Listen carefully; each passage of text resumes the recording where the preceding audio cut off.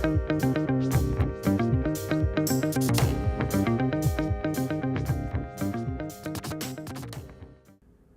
morning, everyone, and welcome to the Sandbox.Space weekly podcast. I am your host, Chris, joined as always by Baby Girl. And Pumpkin's over there somewhere doing something. And of course, this is the show where we talk about the latest games industry, game development news.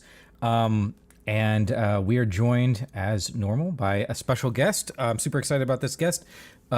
Chris, I've known forever. Chris Totten, welcome to the show.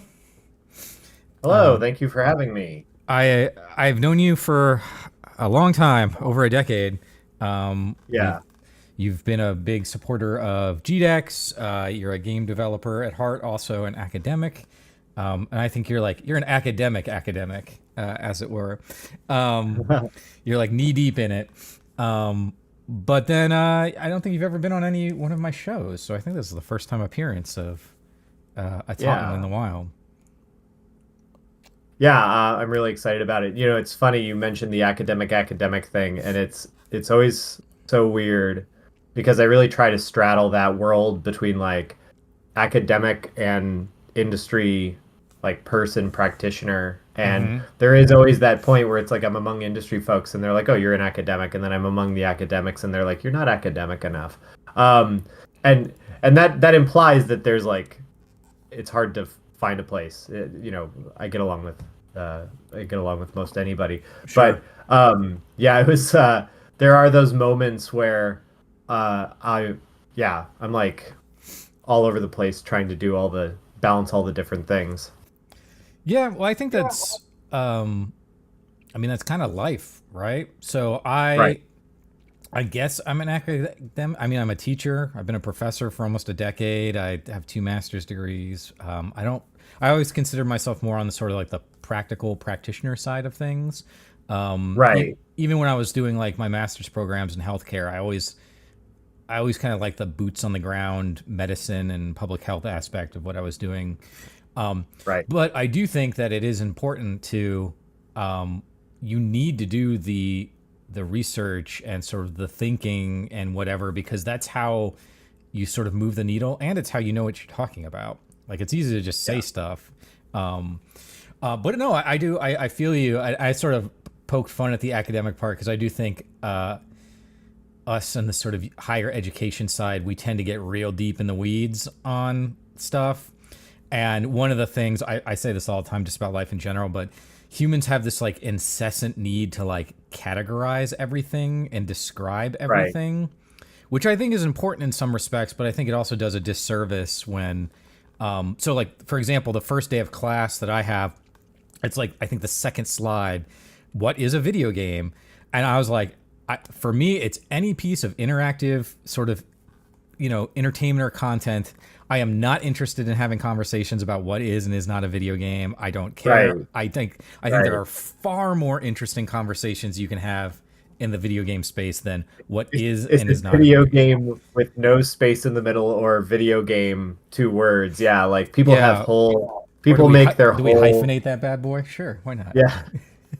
People make their whole like career on that distinction, and I'm just kind of like, I got stuff to make. I have deadlines. No, it is interesting though, because like I have at GDC, I had this like discussion with folks that I stay with who are industry folks, and they were like, man, video game schools, there are so many bad ones because they only talk about theory, but they don't talk about practical stuff, and it should all just be trade schools. And I was like, hold on. Like, the key is embedding the practical projects you have them do with like the theory that they're supposed to learn, so that they see how it actually like applies. And they're like, yeah, but we're not talking about your school, we're talking about like the bad ones. Your school's a good one. I'm like, oh, thank God. But we got into this whole debate about we got into this whole debate about what game schools needed to do, and they were like, okay, but because I was very wary of like the trade school distinction, because I see so many trade schools, like we're both in Ohio. I see so many trade schools that, and this is not blasting like the trades, to be clear. Blast But away, Chris.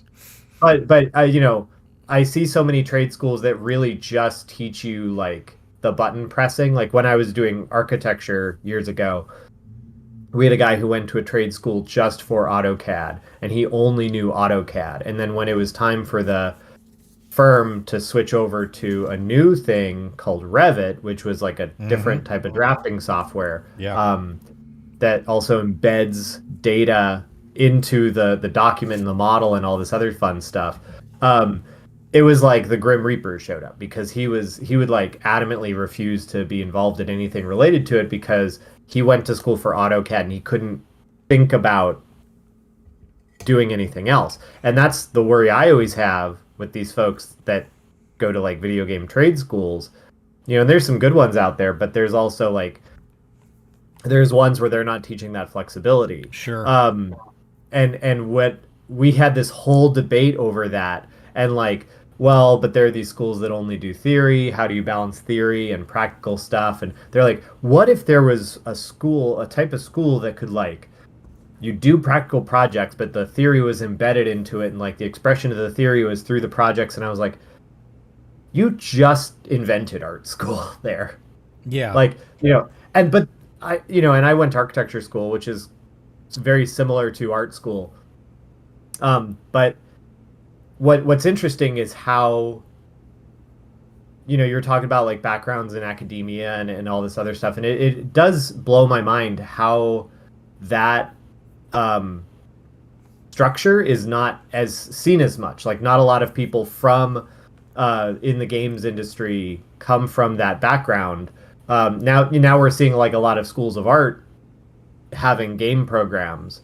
So I think we're going to see that changing, but a lot of the practitioners who are coming into it to teach are not really in that area. So like that balance is not as well understood as it could be or should be. Yeah. Anyway, so, that's what I'm working on. No, we're actually off to an Making that interesting start. So first of all, I don't know if you know this, but I started my college career in architecture at Kent State. That was where I went. Really? In would that be 99, 2000? Is when I started. So I did my first year of college was architecture, and then I came back to OSU, and I went into art school. So my background, my bachelor's is fine arts photography. So yeah, it is interesting because, well, first of all, I've got a big thing, and I could ramble about this for an hour about higher education and trade schools and stuff, because I'm beginning to feel, not beginning to feel, I do feel that college has become an expensive way of like doing job training now, where a lot of corporations and businesses have passed off the costs that they would normally have absorbed in actually training people onto college. So now we are paying for our own job training to be able to assist you, the corporation, which I think is that's not what college was supposed to be. You know, college was supposed to make you more worldly and give you a broad education while focusing on the in-depth, you know, areas of your area of study. But it was supposed to make you a sort of a more capable, worldly person. But now it's just like you go in and you do your work so you can get a job, and so that's a whole other issue. But the larger thing, I agree. Like so I teach the Intro to Game Design course at Columbus State, and my entire thing is like breaking them out of this mindset. Well, one is the mindset of school, which is just like get assignment, do assignment, get grade. Like I want to break them out of that mentality. But the second thing is them understanding that like we all love games. Like we're here because we love video games. Like that's why you're coming to college. That's why I'm teaching. That's why I've been running my business for almost 15 years. I love video games. That's not in doubt. What I want you to do is really think about what are we actually doing when we make games. When you say you like a video game, what are the elements of it that you actually like how, and I use the phrase like, what is the core gameplay experience you're attempting to create? Because I think a lot of people get lost in the sauce. They're like, well, I want to make a first-person shooter MMO, you know, dungeon loot. That's cool, but like, what is that person feeling as they're going through these moments? you Like, know? why do you want to make that? Why is that important? Why is that expressing something about yourself or your experience or what you're trying to say creatively? Yeah. Yeah. I, And I, so it's interesting you mentioned, yeah, like this the competing functions of college. Like you said, it used to make you more worldly. And this is actually where some of that sort of, art and design focused um, education comes in, because it is like, okay, in order to function in this area, you need to become more worldly because you need to learn to absorb the world outside of the oh, thing you're absolutely. I part have a, of. I have a session. Sorry to interrupt.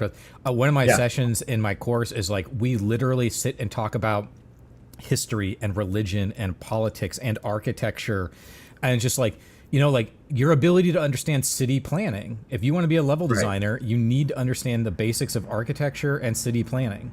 right. Like, that's how all these things fit together. But Well, and it go was ahead. funny, like, so I wrote the book, Architectural Approach to Level Design, Yep, and it's on my list. I was actually kind of shocked it had the impact it did, because I was like, shouldn't there be more people that get this? But there was like a big, I remember like going to GDC in 2012 and people being like, wouldn't it be great if we understood this more? And I was like, I can write that. Um, Nice. but it was this really weird revelation where it was like people aren't really looking at this, or if they have an expertise in it, it's not being shared widely. So it's like, okay, what's missing? And same thing occurs when, you know, I'll occasionally talk to students and they'll be like, well, why do we need to take this art history course? And why does it matter for me to know what this piece of art is? And me, who's like, my research activity is based on um, finding the intersections between games and the arts. Hmm. I almost like Kool-Aid man through the wall, and I'm like, let me tell you, Oh, I and do. I do that all the time. Yeah. yeah. Well, I was talking with Ian Schreiber, Hmm. a great game developer and teacher and academic and industry person, I think and is he at RIT right now? he's become like an independent educator and has been Okay. doing a lot of freelance work. Yeah. But one of the things that he pointed out is that basically like everything that he's done to get like GDC talks and stuff like that is always taking something like from art history and pulling it into game development. Mm. And then that becomes something more novel than just, I did the game development good, and I'm going to, and I'm using bad grammar Yeah. like I did game development good. Now I'm going to tell you how to do game development good. Like that, everybody kind of has that, but bringing in something like this, architectural or cooking or gardening or something that makes you sort of think about it and connect dots and build bridges. That's kind of what is Sure. is really We like had. novel and then gets Um, people thinking, like you said, breaking their brain. yeah, we had. I don't know if you remember. We had Jonathan Blow came to GDEX a couple years ago, Mhm. and I had dinner with him and stuff, and we were talking about just like, because yeah, The Witness is all about like kind of combining these sort of desperate ideas into this thing, which I found really, obviously I think The Witness is a great game. I highly recommend you play it if you haven't. But one of the things I've noticed with some of my students, actually a fair number of them to be honest, quite a few, is like their ability to kind of like be creative just hasn't been exercised. Like they haven't been working Right. on it. So even something that's like, hey, we're going to do a 5-minute rapid ideation exercise, you know? And we'll do that. And I was like, okay, now I want you to create, 3 new ideas. And they're like, oh, I can't think of anything. I'm like, you can't think of 3 ideas. They don't have to Yeah. be good. They could be Yeah. like, potato farming the game, I don't know. Yeah. But like, I think that there's, school probably has that beaten out again a little bit, and stuff. But to your point, like games aren't. This is a big thing with Atari. You think about the history of video games when. Oh, I'm totally blanking on his name. Was it Ray Kasser? Oh, Came Ray onto it. Kassar, yeah. Yeah, came on to Atari. I mean, he was previously what with a Pepsi, I think. And he pretty much wanted to like assembly line game development, and it did Yeah. not work at all because Right. game development's a creative effort. Even though it's all technical, in many ways, it's still creative. And even within the, I mean, you know this well, like programmers are like just oozing creativity in how they solve Right. problems. It's just using a Right. technical framework to do it. Right. And Well, and when you talk about like that balance between the technical and the creative, I mean, we deal with that with students, we deal with that with administrators, where they kind of see us using computers and they think, okay, this is a technical training program, and we have to kind of guide them through this idea of really it's more like we are, we're similar to the artists in that like, our computers are not like CAD where we're doing an engineering process. It's more like these are our brushes and our paints and our clay and our glass and these other things. It's uh we have like I had a student once years ago ask like I didn't really think that we'd be drawing so much in this animation class. I thought we'd just be using Maya. And it's like, what? Of course we'd be using drawing and animation. Um and one of the things that um it's funny. There's we had a student give a portfolio defense, and they had said, really been struggling with this is like it's our sophomore portfolio defense, so they're pretty like early on with some of the software, so they were worried about you know my Maya skill is not quite there. I'm really struggling with it, and we were like, but this looks like really amazing. And what it was is that the person understood capital A art, right? yeah. And so the buttons will work themselves out. And this is one of the things we had to work with them through. Like the buttons will work themselves out. It's if you understand proportion and color and composition and all these other things, you're gonna have a better sense of the actual thing. The tech, you'll just need to practice with the tech. It's like Oh, on absolutely. another review, we had this animator, in one of our character animation classes, and it was just gorgeous motion and acting because acting is animation or animation is acting. It's really just Sure. acting with a little drawing on your desk or with a little puppet, Yeah. on And your this isn't TV. this is hand, this isn't like mocap, right? This is all hand animated. Right. This is not mocap. This is like Okay. you are doing.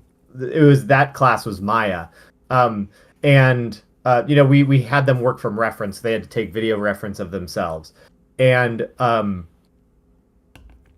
I looked at this person's animation. I looked at their reference and went, "You're a theater kid," and they were like, "Yes, I absolutely am." I'm like, "That's awesome," because that you get what it means to express through motion. You get what it means to um like you're not trying to simulate what you would do in your everyday life. You're trying to create a scene. And one of the big things there is like with animation, um you have to play to the cheap seats, play to the back of the house because everything's got to be bigger because animation, the animation needs to do a little extra work, a little Yeah. more um you know uh you have to exaggerate everything to get people to believe that this set of doodles is a talking wabbit, right? Yeah. So And you're not getting a lot of like the, it's getting better, but you're not getting a lot of like the nuances you get in facial stuff. Like when you're watching a person, like through a yeah. movie, there's a lot of subtlety in those micro expressions that's hard to capture. But there are games that are getting better and better at it. Well, but even then, that's what the principles of animation are meant Yep. for. That's why we do anticipation before you do emotion, because that signals the brain of the viewer, hey, something's about to happen. So like you said, even though you don't get the minor like micro motions, um you are communicating with the brain. You're kind of letting it know. But that's again the art Sure. of animation. Um And you can also and prime with like music and exactly. color theory. Yeah. blocking and framing. Yeah, absolutely. So it's this whole, again, I mentioned like a bridge. It's this like Yeah. bridge between different animation is this bridge between like you mentioned art, music, acting, um, color, all this other stuff. Same with games. I mean, games are that and architecture, and because you're in it, you're not just like passively observing it. You're like inside of the thing, Yeah. interacting with it. It's funny you mentioned that because well, you mentioned something a couple seconds ago, but photography. So my background in photography, specifically it's art photography, so it's not like photojournalism or anything. But Yeah. one of the things that I guess learn early on, or if you can learn early on, is that like photography is not about capturing reality like art photography. I mean, just simply by framing your image, you've already obstructed reality. You're choosing what is and is not in that frame.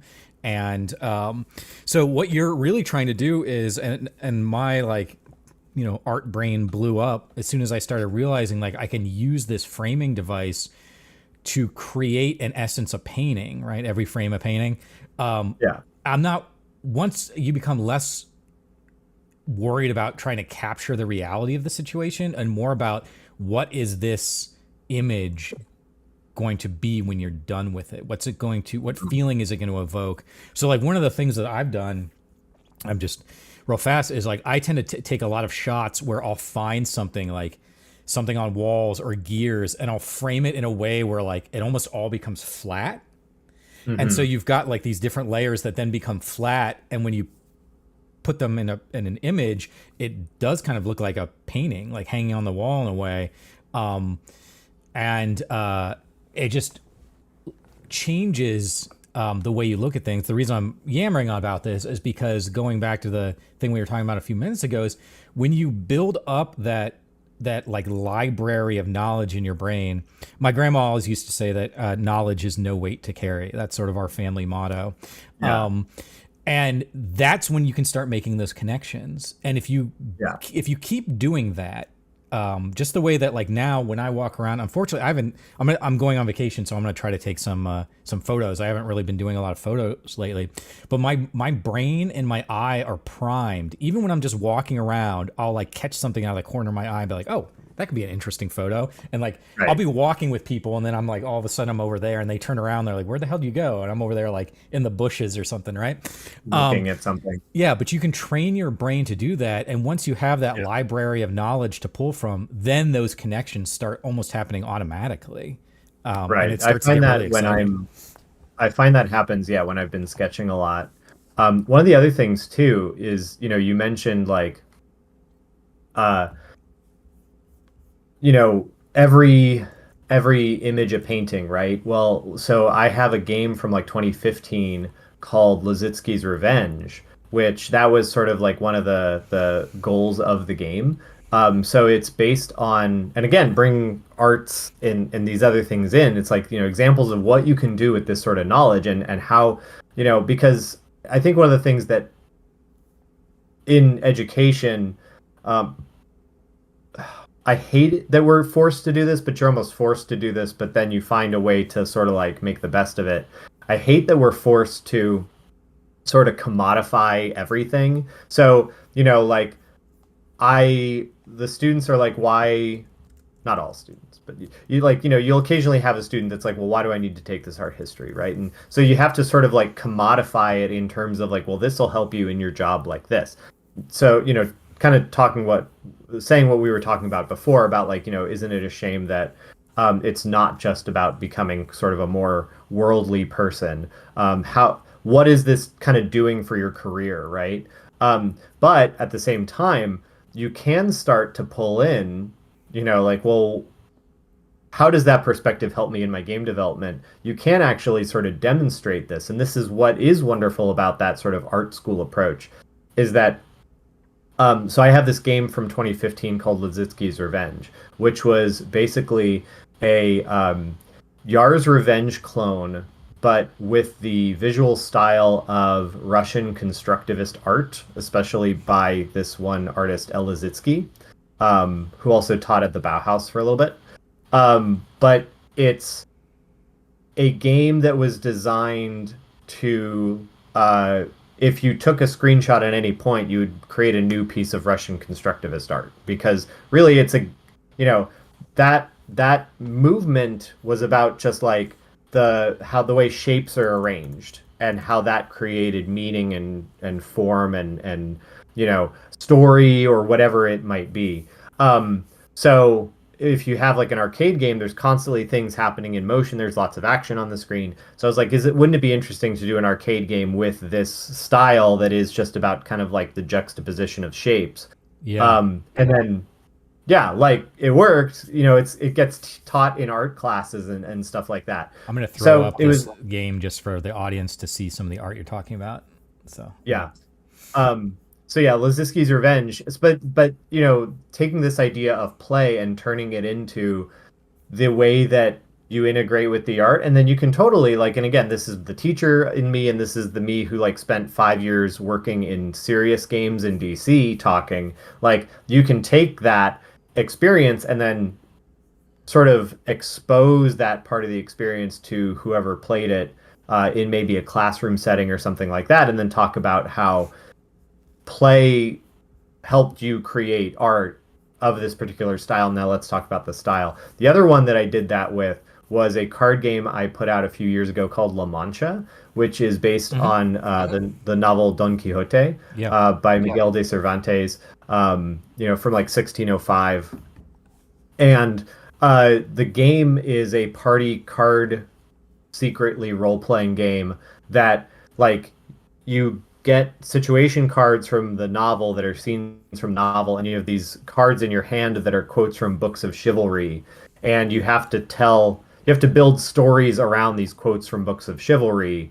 So sometimes it's like use this one quote to describe how you're gonna resolve the situation, or use three of these cards and compose like a little love poem to one of your fellow players or something like that. And it again, the performance is the outcome is the play, but then you're also again interacting with this medium and kind of inventing new stories of this character using the same novel situations. So it does, you can do a lot with this medium. One of the things I tell my students is like, you think that our output and our product are first of all, like you think of this as a product, right? But you think that our outcome and our product is the mechanics or the art or the cartridge or the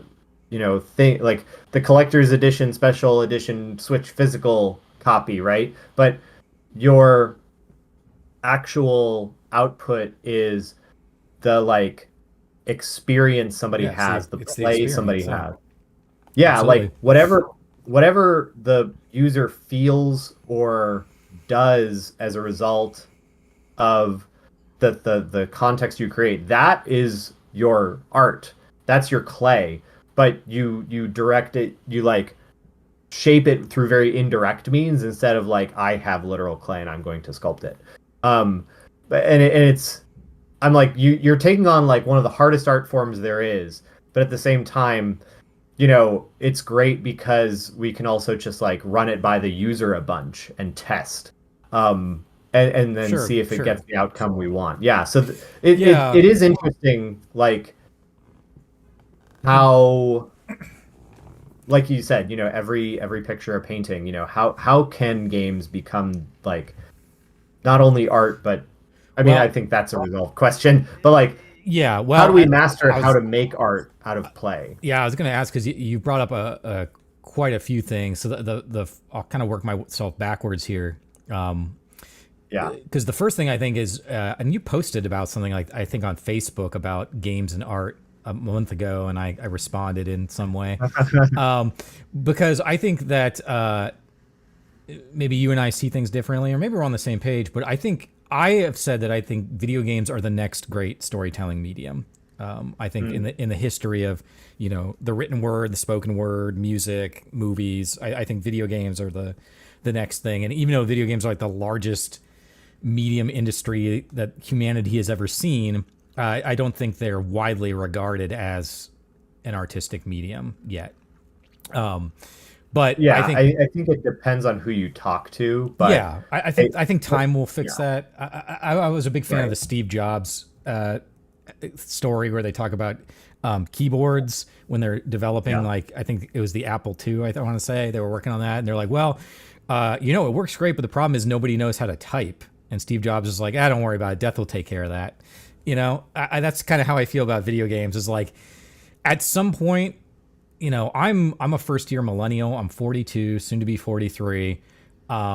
Most people in my age bracket have some experience with video games, but almost everybody below me, it's just a part of their normal existence. Right. So I Well, think it's going to be one of those things that's just not. Did you want to no, say something? I think we're on the same page there because I think like the administrative Well, that part wasn't the of part our we games. we disagreed on, but yeah, Oh, that wasn't okay. Well, I think like the administrative part of our games art is done. It's this is one of the things that I've like tried to tell folks is like, well, what are you trying to battle here? Because like the Supreme Court declared games in art, as art literally in 2011. yeah, Um, yeah. That's why we have you the have freedom of the speech protections yeah, you associated with have it. the you have the Museum of Modern Art curating games in their collections. You have multiple art galleries, especially after like the art of video games, and that got a lot of like I think reasonable at the Smithsonian I'm talking Yeah, about. can I The jump art of real video fast? Just because Yeah, yeah. I've had this idea that's been bugging me in the ass for like years, and with COVID and just being tired, I haven't done it. But I have wanted to, I'm gonna NDA this on the internet. I was like, I wanted to create a virtual gallery of screenshots, and I know that's still like in a weird space about who actually owns that content and like Right. what the art is. And again, I've got a lawyer who's going to just work on that stuff because I don't want to have that fucking fight. But I think that there is a claim to be made from a non-lawyer man here that games, particularly games that give you robust photo modes, are not any different than like a Photoshop. It's just the medium is slightly different. And I'm seeing a lot of like pretty amazing content being created within like in-game photo mode content. And so I've Yeah. wanted to create an online gallery where just like people submit their images and I post a new one every day. Um, It, it, I've it really wanted to do that. I just haven't sat down and done it. I have the Now domain this name one and is everything. like more it's less in a photo mode within like capturing game action, but um you have started to see that sort of thing pop up with the Game Boy camera. People are rediscovering the Game Boy camera Yeah, that blows my and they're fucking mind. Like that's yeah, well amazing. I mean Game Boy is kind of hot again. Yeah. And that maybe gives us a segue into a future topic here. But like yeah, the Game Boy has come back, but also the Game Boy camera in particular, because I think people just really love making art um out of constraints. Oh, absolutely. And but like Art from adversity.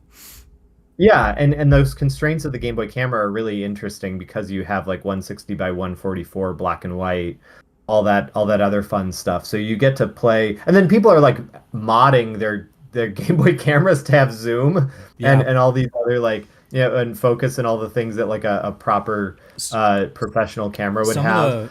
the best photos I ever took in art school I did on Polaroid. I loved shooting on my Mhm. Polaroid camera. I've got some Yeah. amazing Polaroid shots. But yeah, I mean, I think like the Smithsonian did art of video games, and that got a lot of flack for being a showcase of corporate games, right? Not like of art games or indie games or something like that. But it was like that's Yeah. the kind of like battering ram you need to get the wall down, and then everybody can rush into the hole, and then Yeah, you I just start don't think that's a seeing fight that needs, right. it's not a But hill but you then need to die on, everybody but then a bunch of galleries started doing all the things people wanted. So it's like, all the, like you said, or like we were talking about, all the administrative aspects of this are kind of done. It does get into the question is like, okay, how are games are games good at being art yet, or which games are good at being art, or how do we make it so that more people have access to the games that are good at being art versus, you know, I don't know, Call of Duty. No, no, no hate on Call of Duty, but that's you know what. what I mean. Like Call of Yeah, Duty Call of has Duty is is Call like of Duty, like the it has a Michael job. Michael Bay blockbuster Yeah, experience. Which again, to make sure I'm not giving a disservice, I'm not a big Call of Duty. I play it like once every 4 years or whatever. The amount of effort and technology. Actually, I was having a conversation at the last Sandbox podcast that, for better or worse, I mean, Call of Duty has been one of the games, if not the game, that has pushed graphical fidelity and sort of photorealism forward for the past 30 years. Now, I'm not saying well, every game needs to be that, but they have been the ones that have really pushed sort of the tech end of our industry forward. and it's the same thing as within film. Like, who is it? Thor. Why am I blanking on Thor's actor's name? Oh, Hemsworth? Yeah, Chris Hemsworth. Like he was saying that somebody asked him about like the hate on superhero movies, and he was saying like, yeah, it kind of feels like punching down when, like Scorsese or somebody is like talking about superhero movies or actors getting kind of like shy and not wanting to talk about their superhero movies, like they're obsessed with or embarrassed of them or something like that. And he pointed out, one, it's work, like, yeah, go get work. But on the other hand, they were pointing out like, um that's it, like that is still effort, that is still time, that is still craft. But that's why you can make artsy independent films, is because there is this industry that allows that, and people can get their payday and then go have the financial freedom to go make something like that. That's like, I mean, That is that's, an optimistic view on it, and I agree with you yeah, it's way because oversimplified. I don't know anything about how the film industry runs. I'm not a I think film the big industry issue is person, but that, and this is how I feel a little bit about video games, but video games are a little bit different. Movies yeah, traditionally have been constrained by almost shelf space, right? By being in yeah, theaters. And then when you have a big, like when you have a Marvel movie that just sucks up all of the oxygen in the theater for 4 weeks or 8 weeks, it makes it really hard for other stuff to get in there. yeah. And I think it does. I think I hate saying this way, but I'll just say it. Like, viewing like an art movie a lot of times is like work, Yeah. whereas going and seeing Thor: Love and Thunder is, you just sit there, right? Now, I'm the kind of person, like, I would rather watch something like, I don't want to waste my time watching something that's going to be lame, right? But I think it also creates this sort of sense of what good movies are and what movies should be, and I think that is problematic because I see that in video games too, where there's just so Hmm. many great games that people don't give the time of day to, Right. for one reason or another. Well, and we were going to talk about too, like where we differ on art, but yeah, like that's kind of where, Oh yeah. So my yeah, whole thing with that is that, and to be honest, my brain is not working right now, so I don't remember what your stance is. So maybe we're holding hand to hands, walking through the yeah, rainbow. But my stance is more just like, I think you can't really categorize the intent or what is art. Like, you can't categorize it by the person making it, because they could intend something. They could intend to make art and they're not making art, or maybe they are making art. right, You can't judge it by, did the audience get the intent of the artist, because the audience yeah, brings their own stuff into it. You can't judge it by if they enjoyed it or if it was fun, because there's plenty of art that is trying and whatnot. So I just think, again, trying to categorize what is and is not art, it's almost like you can smell it when you see it, sort of kind of thing. Well, so that's actually always the first, thing about whenever people do get into, like, try to get into the games and art discussion now. Yeah. It's always like, well, but what even is art? And that's actually, I think, so we're on the same page, because yeah, like, um when I mentioned a student that like understands capital A art, right? And this is this, they were a person who, or are, they are a person who like has debates about, Marcel Duchamp fountain, Okay. right? And Yeah. like Dadaism and things like that. Yeah. What's the And fountain of video games? uh, What's the piss Christ of video games? Bennett Foddy might have made it. I don't know. What is it Get Over It? Yeah. Yeah. But the like headline in IGN, Chris Totten says Bennett Foddy is Yeah. no, I'll hit on my IGN rep here right. because there's But stuff yeah, that's no, like I was gonna say Postal is an art, but I think the first Postal actually is because it was doing something interesting. But what was that? well, Like and Hatred, I think was like another game. Like I don't think Hatred's art. I think this is where people get the idea of games and art wrong. It's not that Tell me how I I'm think wrong, Chris. people.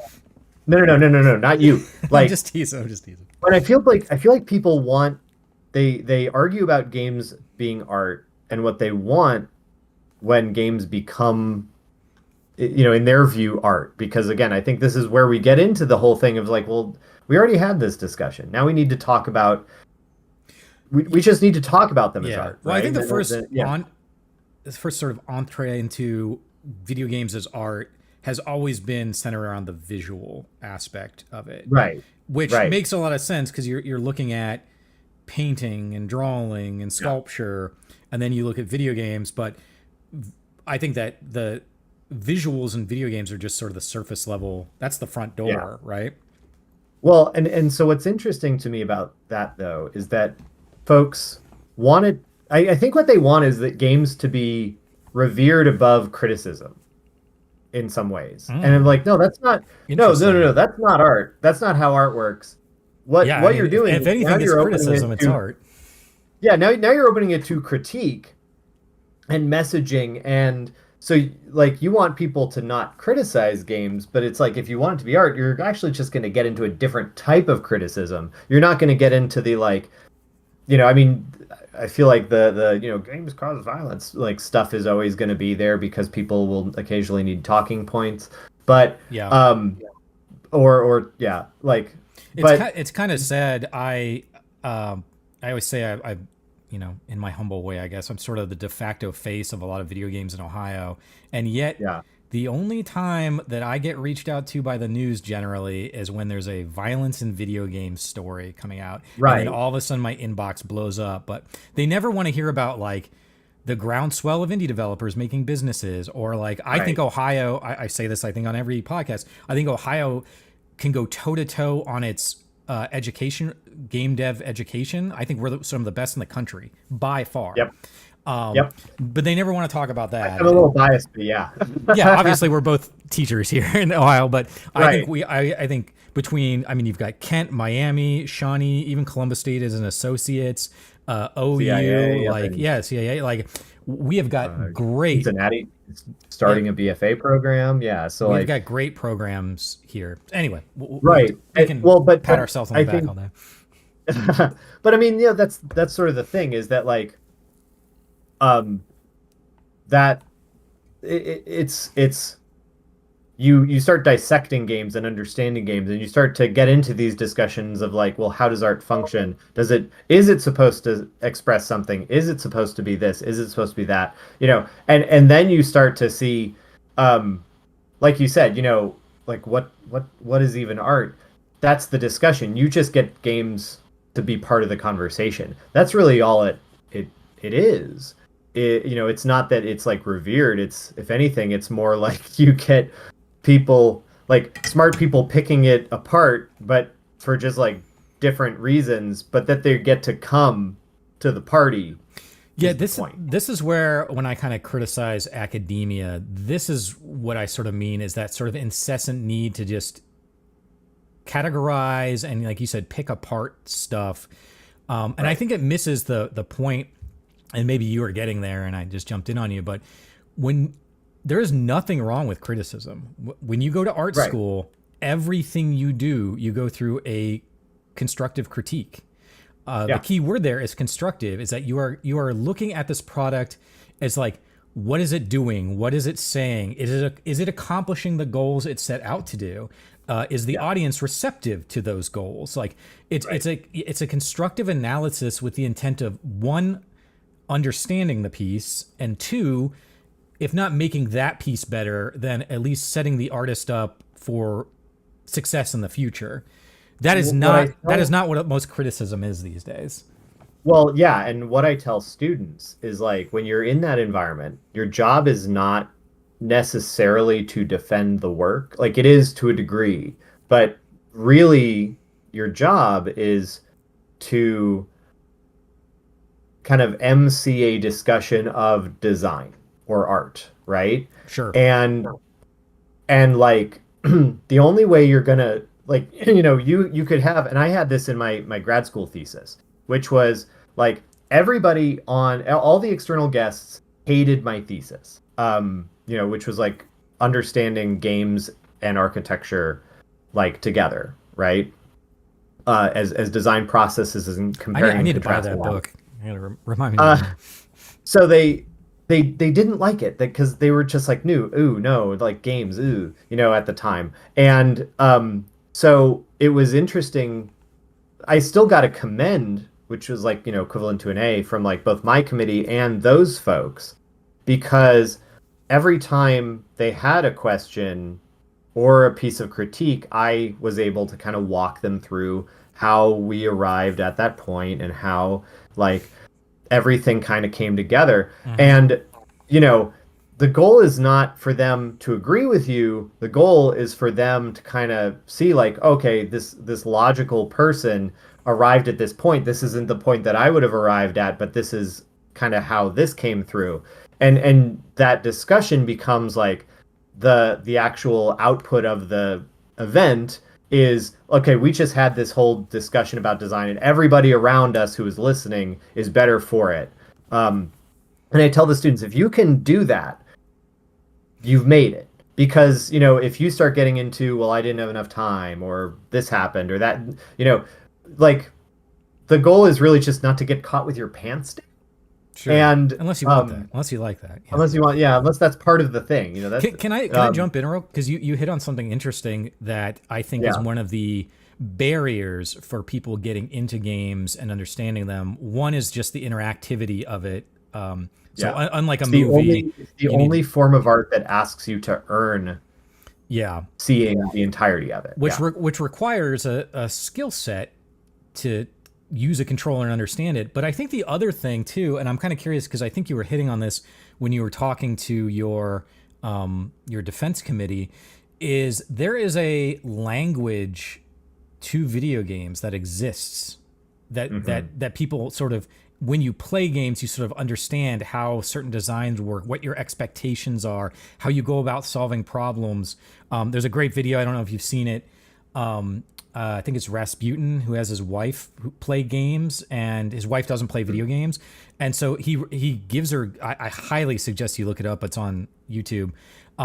But he has her play games and then watches how she interacts and solves challenges, because she goes Hmm. about it in a way that's just she's like a newborn babe to it. So I'm kind of Yeah. curious, was some of that a reflection of the defense committee just not understanding the language of games and what the expectations and understandings were? Um, no, I think it was just like the sense that I got, and again, this was like 15 years ago at this point.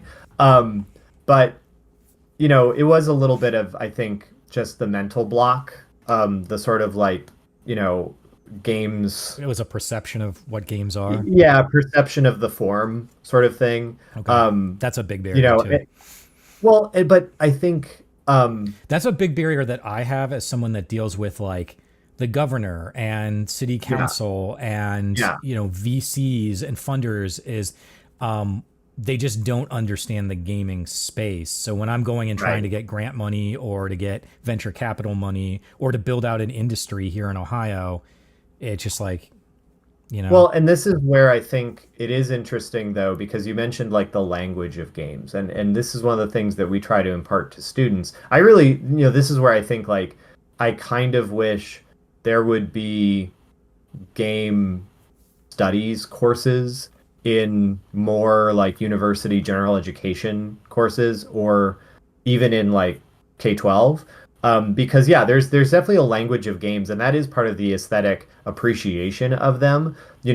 Like the actual requirement to achieve through the game notwithstanding, um, you could uh, you know, there is a and this is where the expression comes in. Like this is and to kind of take the conversation like full circle, this is why I make sure to make games because I think like you can kind of you're talking about people encountering games for the first time and sort of having maybe an unsophisticated or not developed way of interacting with them. Like there's times when I read game studies works where I'm like, what the heck is this person talking about? And they don't it's like I can tell when they haven't played a game in like 10 years, basically.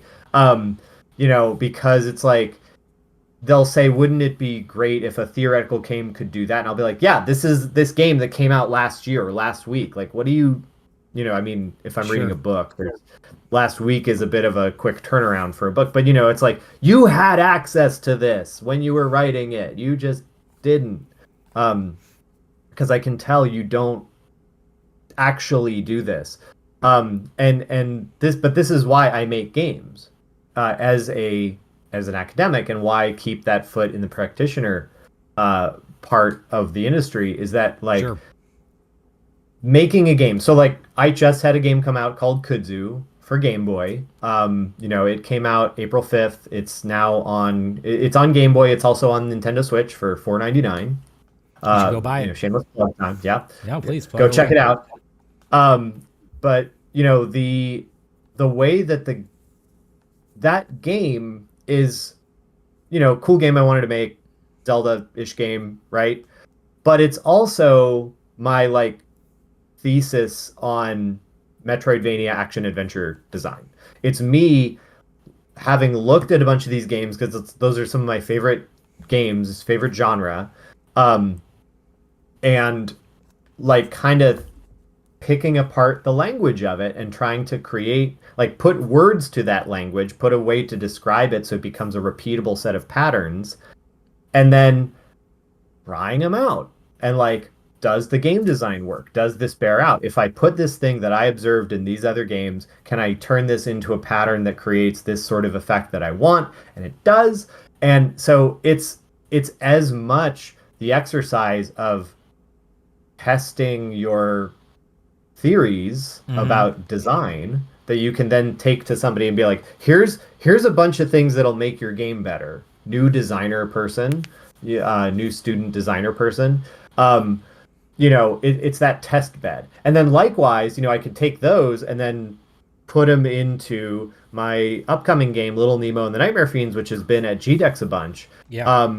That's kind of how all these things get kind of put into that because like they've been proven with a whole bunch of new other theories and theses about what might occur in this type of game, right? So that is why making is so important because it helps you sort of sort through the language, and then writing afterward is nice because it's like lets me put the language into words Yeah. and actually be That's usable by others. yeah, that's really interesting. I mean, you've hit on a bunch of different things. We haven't even gotten any articles just because we haven't had some interesting conversations here. Right. But I think that yeah, I mean, in some ways, you're almost talking about like templatizing an experience where you're like, oh, here's a list of things that work, go do them. But if the Yeah. designer doesn't Oh, understand the like theoretical underpinnings of why they work, they may not be able to piece it together in the right. best way possible. But at least they have like a place that they can start. And when you're talking about students, like I don't expect students to create the next great game, right? I just want them to, I want to see that they're thinking about why these things connect. Like if Sure. I can see Yeah. that, that's a win for me. Yeah. Also, have you played The Witness, Jonathan Blow's game? Uh, I've not played The Witness. I would No. highly suggest. I'd be very curious for you to play it, and Yeah. then we can have a follow up conversation on it because it is a I won't say what it is, but it is a game that's 100 just about perspective and you, in essence, understanding the language of games. There's Well, no and that was words. There's kind no of document. that was kind of like the trick with Braid, wasn't it? Like, because at one Yeah, point Braid literally puts Donkey Kong in front of you, but then you have to break your brain, the brain that you've developed getting used to how to play Donkey Kong. You have to like throw that away and then yeah. relearn The how to play Donkey Kong. Yeah, give the witness a shot. I'm not gonna say anything Yeah. more because there really isn't a game like it. I think you will have I think you will have an appreciation for it.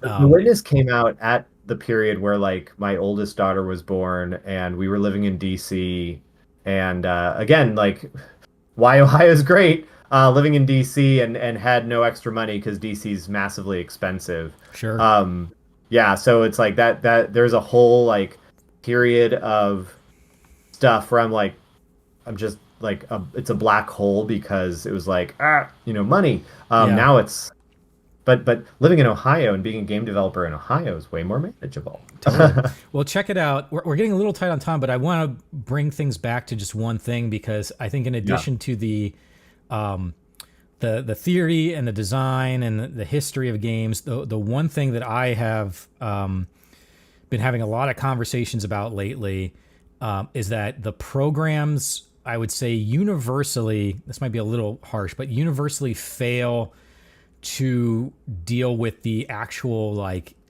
boots on the ground implementation and commercialization of the products, like the business end of stuff. right. There's very few college programs that even have, and this is a conversation that art schools have too. It's like, okay, you've taught us how to Right. make art, but like, how do we actually sell it We or actually survive do. on it? Yeah, And so yeah, like I've been talking to several different schools, including Kent State, about yeah. potentially creating a curriculum based around the sort of business end of, so at least students have a class around, okay, well, what does it look like to build an indie studio? How do you, what does the AAA space look like? All that. How do you navigate conversations with a publisher, which is a lot of stuff we do at GDEX, right? We have content around that. Right. Yeah. But that's something Well, too. So I'm just kind of curious your quick thoughts on that side of things for students. so yeah, I mean, it's a funny conversation because I actually did a little bit of research on this myself a few years ago, and because I did a GDC talk called you made a game, now what? Mm-hmm. And it was basically this idea of you have a okay, so like the reason a lot of that exists, by the way, is like 4 years is barely enough time to even see people how to make a video game in Sure. and of itself. And that's not me making an excuse. That's me kind of setting up No, like that's the why reality I of it. can Yeah. see. Yeah, it's the reality of it. However, where people fail at this is at no place in that. And again, this gets into the tech training versus the other aspects of education. And I actually have to go because I got a meeting. Speaking of education and stuff, I have a meeting with some administrator folks. Um, but the thing that I think is really interesting about this is how do you what goes into like okay, yes, in your curriculum you have courses that are on topics, right? But what happens within those courses is very flexible. It's hard to change overall curriculum, but like the actual content inside a course, as long as you're hitting the learning goals that are, again, put into the into the system and whatnot, you can stretch things in a lot of different ways. And one of the things I've been trying to do, barring again any kind of like so you can take in your electives like entrepreneurship courses and everything. We have that actually as an accepted part of our major electives. But one of the things that is way more targeted is in my classes, and again, like this is just my perspective. I think there's a lot more like administrative things that can and should be done, and I'm actually really excited to see that some of these are happening in Ohio from different universities. But it's totally doable. And again, this is why I like make games and release them for the public, professors, please. take those experiences, go into your class, be like, I ran a Kickstarter, here's what it was like, or I have a Kickstarter going on right now, let's talk about what this experience is like.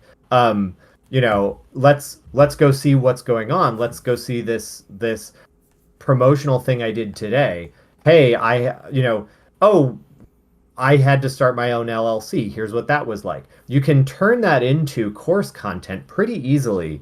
Be it like, hey, we've got some time, let's do some Q&A, ask me these questions, Mm-hmm. and that becomes the lecture for the day. Or like you can kind of put it into assignments. Like in all my assignments, um they have to make a hold on.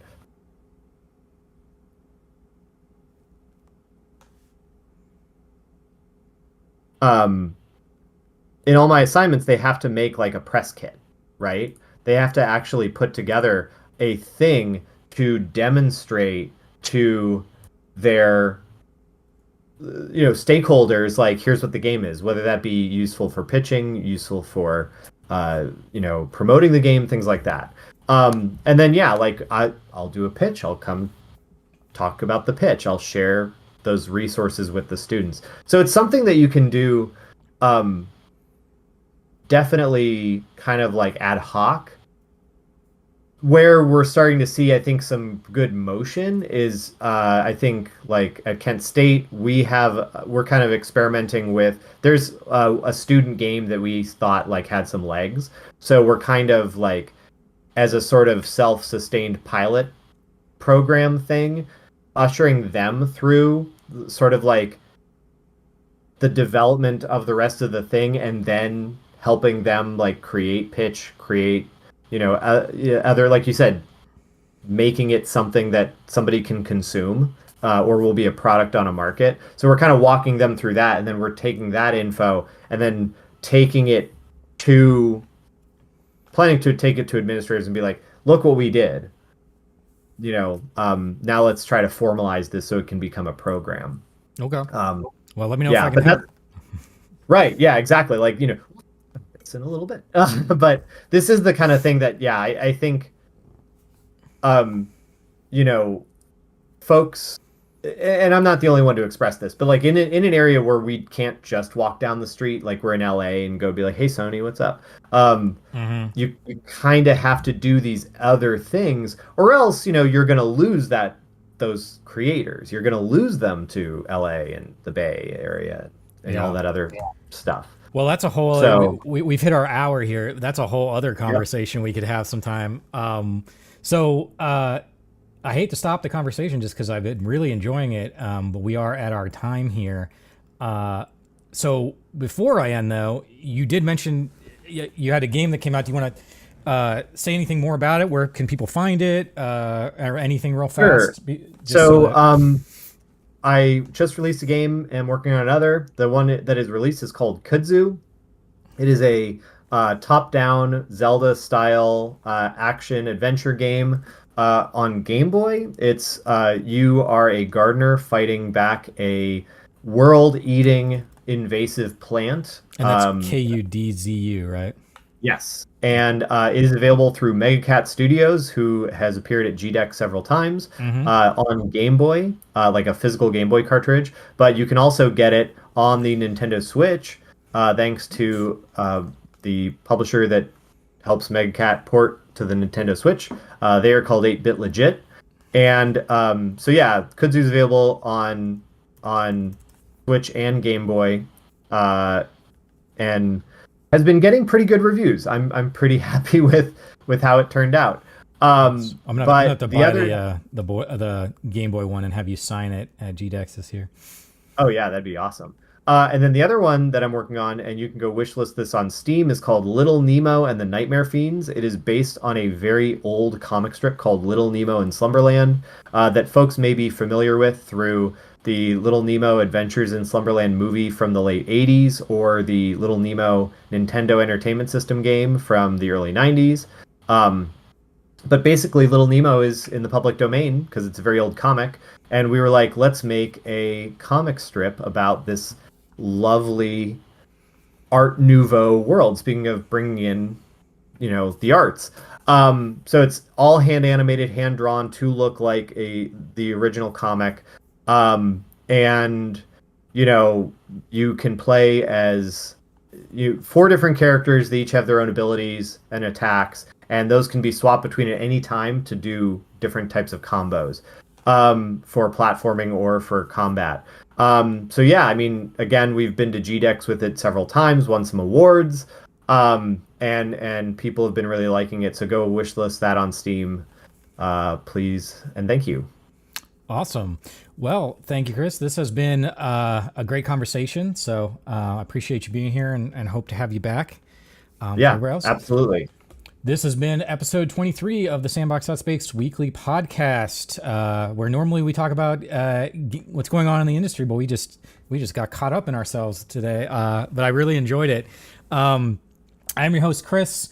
Baby and Pumpkin are over there, I think taking some nappers. And of course, our special guest, Chris Totten from Kent State, as well as various game development efforts. So Chris, again, thank you for being a part of the show.